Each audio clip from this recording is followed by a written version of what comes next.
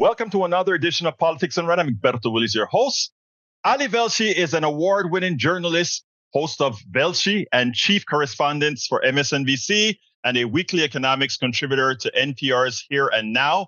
He has covered multiple U.S. midterm and presidential elections and significant news stories around the globe, including extensive reporting from Israel during the war with Israel and Hamas, Ukraine, and across Central and Eastern Europe during the Russian invasion, the Syrian refugee crisis from Turkey and Jordan, and the Iran nuclear deal in Tehran.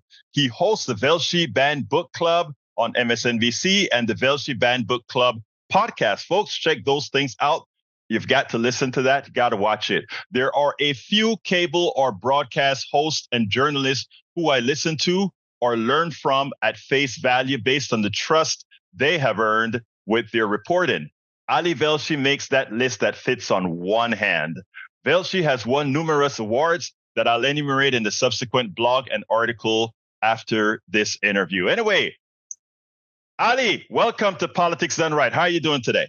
It's good to be with you, my friend. I also consume all the stuff you put out. And, I just love the fact that in this world where news can be very shallow, right? You get the headlines and you don't get the context, or you have a hot take on the last thing that happened. One of the things I love about you is it's like you read the whole story. You go all the way back and tell you, where did this start? How did it become the way it did? And I think that is so desperately needed in our news environment today. So thank you for having me on. Well, I appreciate that, and ditto on that. Look, you wrote a very important book. I'll be honest. First of all, I read the preface, and then I kind of jumped through it.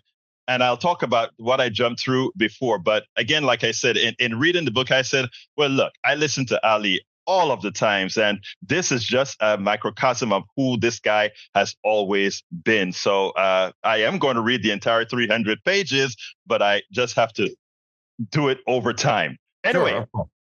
How to become an American in 3 steps got to me. And that you could make a movie out of that chapter. Look, you said it's 3 steps. The first step is arriving. The second step is the paperwork. The third step, I tell you something, really took to me. Here's what you wrote. You write this about being shot by the police, even as they knew you are a journalist. That was the moment you said. That was the moment when I finally became a citizen in the deepest sense of the word, because that was the day I understood how invested in this place I truly need to be. One day I'll find out who shot me. And when I do, I'll go and I'll thank them, because what they did was open my eyes. They woke me up. They changed my entire outlook on democracy. That rubber bullet told me, you are in this fight. You are not watching it anymore. You are in it, whether you want to be or not. And that epiphany, in turn, is what led to this book. Yeah. Man, that is profound. Tell me about that. Well, as journalists, we always struggle with, are we observers or are we in the story? And we try very hard not to be in the story, right? But as you know from my reporting, because you followed it for a long time, I don't ever want to be the subject of the story, but I always want to be in it. Insofar as I'm always on the ground with people. In the Ukraine war, I was on the train platforms when people were coming in. I don't like to be on balconies. I like to be talking to people all the time about what's going on in their experience. So I don't have this division between journalists on high and everybody else out here. But what I realized in Minneapolis when shot, not that I was shot, people get shot all the time, shot by an agent of the state who, I haven't tried this in court, but I believe knew that we were journalists and we identified ourselves as such. And I realized at that point, you're not an observer. You can't say, wow, what a great job. I get to watch history unfolding. You're in history.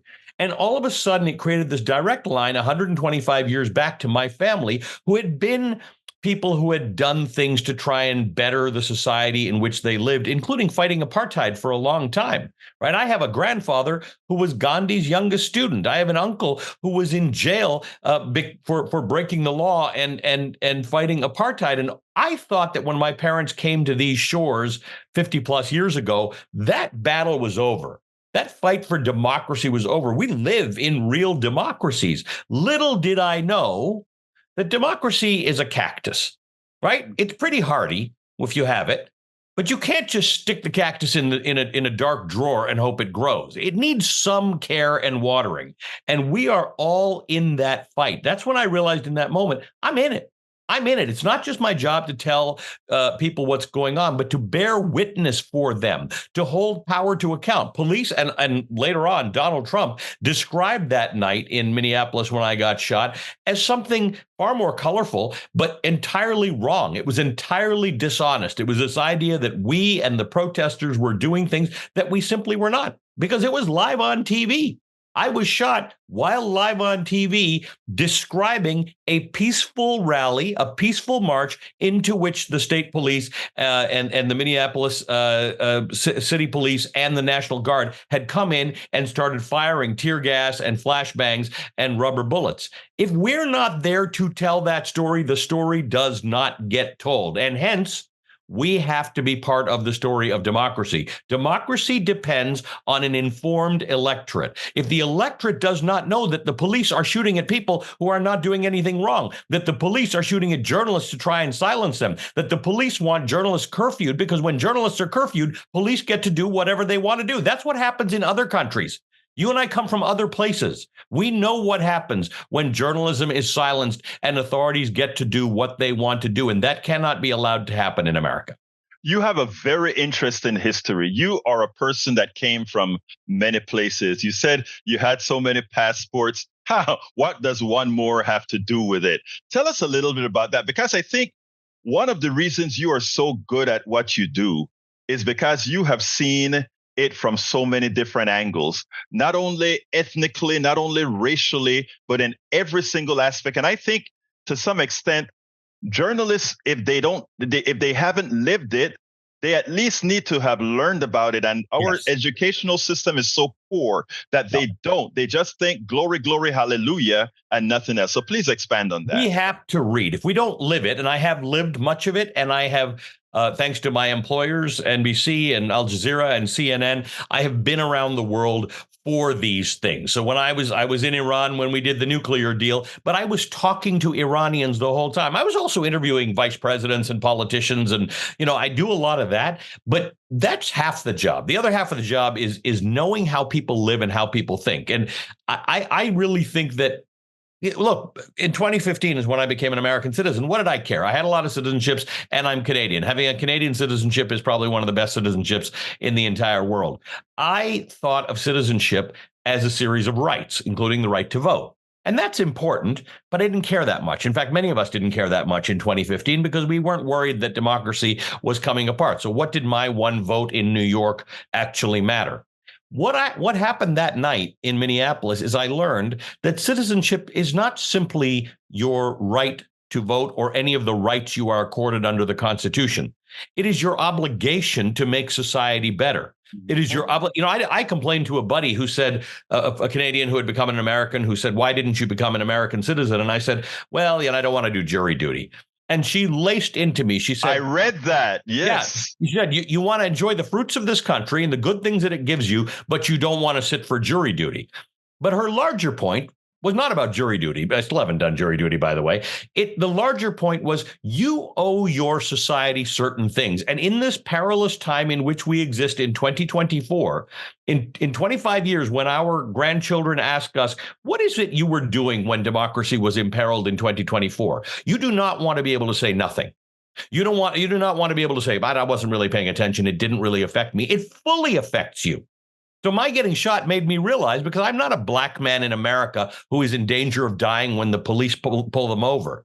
I am an American citizen who understands that people are not treated equally in this country. So when a black man's life is snuffed out on video in Minneapolis, democracy and justice are not applied equally, and that applies to me.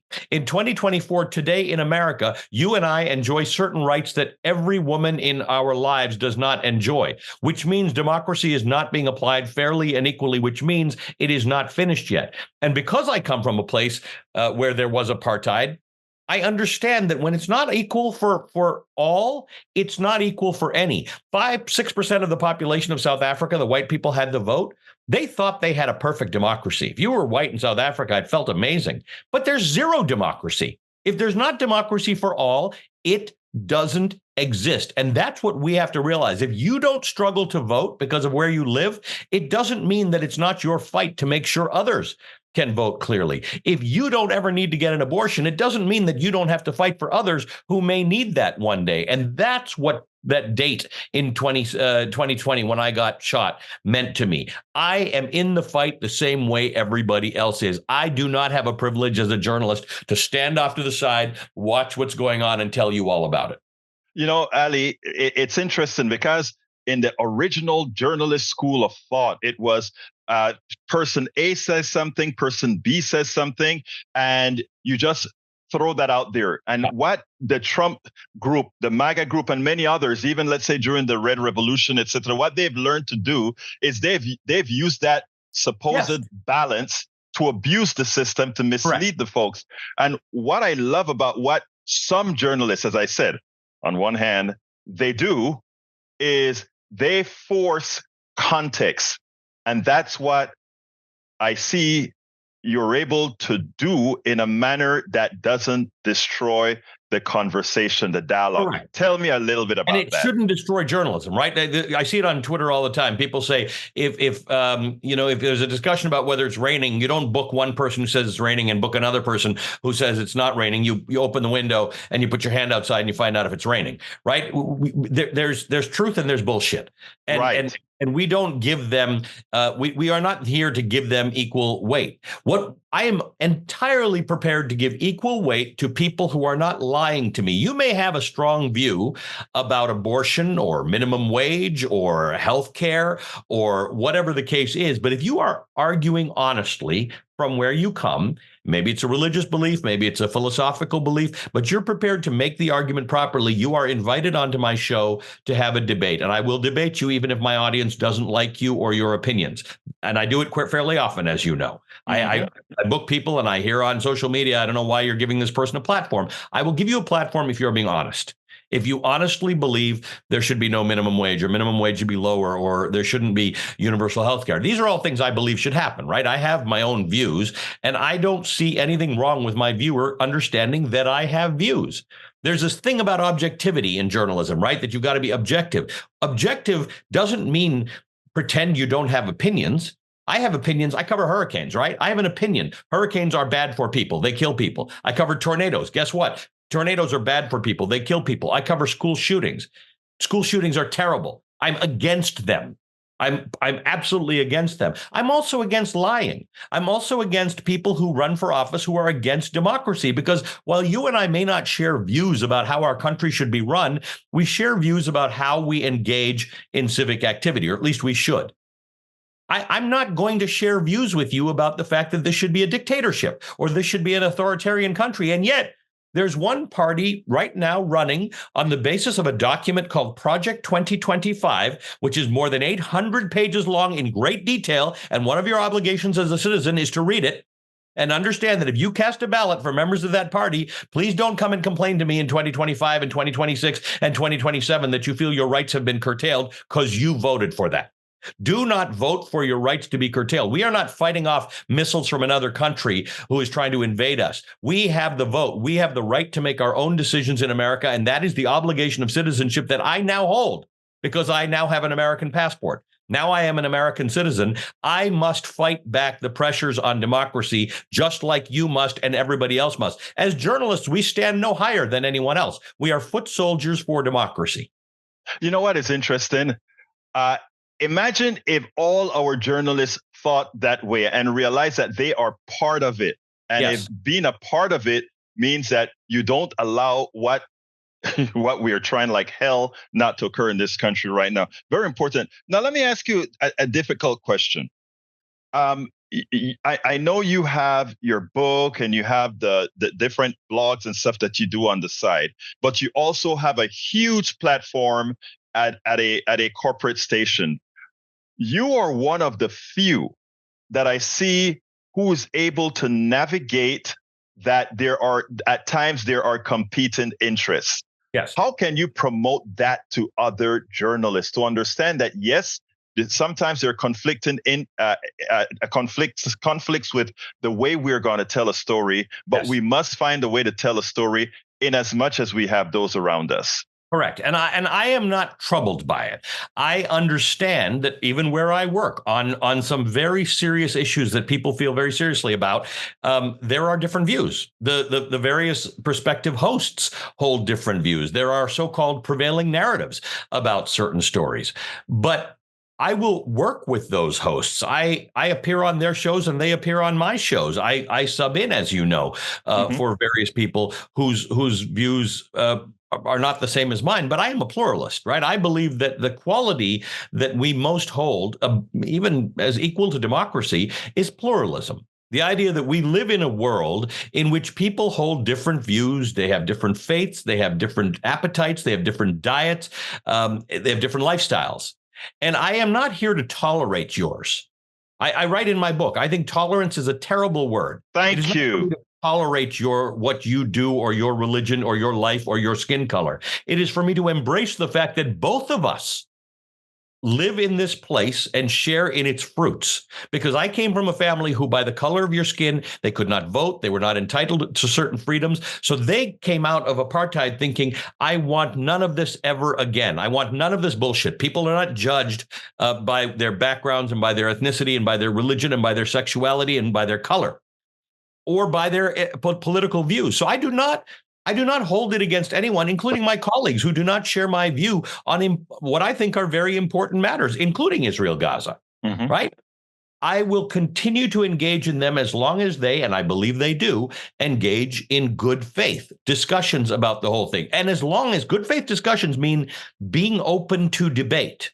Be prepared to debate. You can't just hold opinions and not be prepared to argue why your opinions are there and not be prepared to listen to others. Look, Israel-Gaza, it's a complicated matter, man. It's been going on for a long time. If it weren't complicated, it probably would have been solved a long time ago. We're not going to get anywhere simply by yelling at each other. We're not going to get anywhere by calling people names. We're not going to get anywhere by accusing people of things. We're going to get places by continuing to engage in difficult conversations with people who do not share our views. And while I work in corporate America and I understand the limitations of that, I will say my employers have supported my right to do that, my right to engage in whatever dialogue I want to engage in with whatever guests I want to engage in or whatever colleagues I want to engage in. I sometimes get the sense that I'm swimming upstream or working against a prevailing narrative, but that's fine. I'm a journalist. I'm set up to do that. That's why everybody needs to get small acts of courage, a legacy of endurance, and the fight for democracy, folks. That book is going to be listed in the article and the correspondent blog for this program.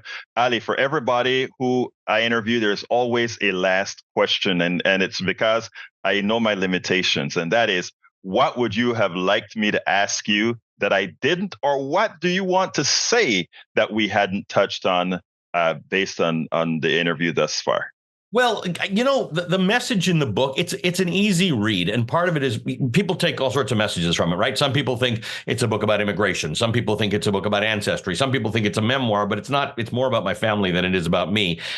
But fundamentally, it is an ode to citizenship. It is an ode to the idea that all of us can, in our own small way, change the circumstance we're in. Many of us feel very disheartened and overwhelmed by the political situation we're in, but we can engage, as you do, right? You engage all the time. You have not decided, I'm done. This is too hard. This is too much work. And the whole point of that book is that we all have the power to change something. You may not even live to see the change.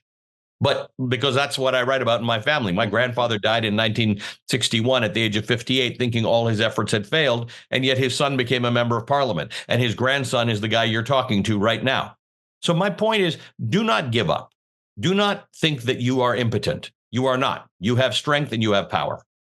Ali Velshi, award-winning journalist, host of Velshi, and chief correspondent for MSNBC. Thank you so kindly for having been on Politics Done Right. Thanks for having me. we spend a lot of time deconstructing the news, trying to parse it into a form that everybody can understand. We try to find those little nitpicks where it flies above the fray, etc. If you really like these videos that we do, I want to ask a big favor. Please go ahead, number one, subscribe to our channel, and number two, please join if you can. Thank you so kindly for watching. Keep watching. Please remember to share. We must populate the entire internet with our progressive message, a message that we know is what most Americans say that they want. So help us, please join.